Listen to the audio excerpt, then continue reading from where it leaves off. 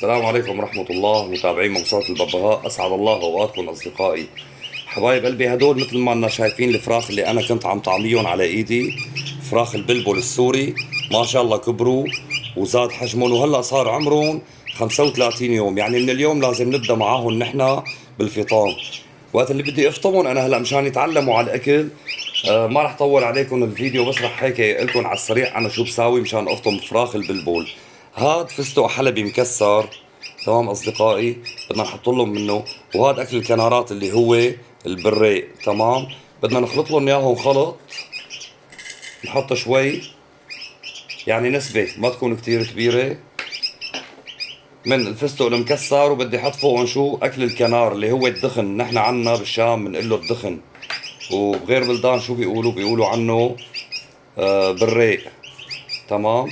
على كل حال البريق والدخن اللي هو هاد اكل الكنارات مع الفستق الحلبي المكسر.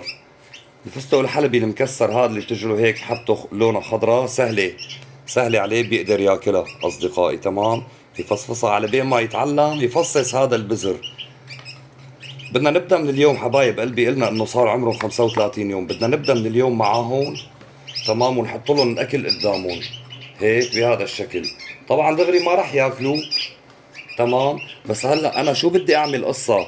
هلا انتم مثل ما انكم شايفين على طول انا بطعميهم هيك قبل ما ينفطموا، الاكل الجاهز تبعهم. تمام حبايب قلبي، مثلا بالنهار بعطيهم 6 وجبات 7 وجبات 10 وجبات الى اخره. ما عم نحكي عن عدد الوجبات المعين، بس هلا بدنا نصير نخفف الوجبات تبع الاكل تبعهم. تمام، اللي بنطعميهم اياه ونحط لهم قدامهم الاكل. يعني كل ما خففنا نحن الزق، خففنا هذا الاكل، عطيناهم مرتين او ثلاثه بالنهار، بصيروا يجوعوا. فبهي الحاله بصير بيضطر الطير انه ياكل من الخليط اللي انا حطيته له، يجرب ياكل منه. تمام حبايب قلبي، وان شاء الله تعالى بس لنلاقيهم هيك عن قريب جدا انفطموا ان شاء الله عز وجل.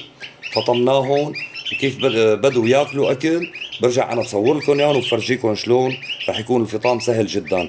بس الاساسي اللي بدنا نشتغله هلا مشان فطم الفراخ هيك بده يكون.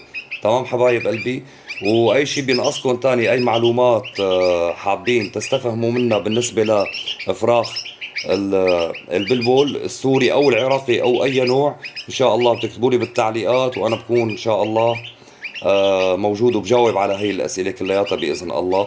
وبترككم بامان الله، والسلام عليكم ورحمه الله تعالى وبركاته.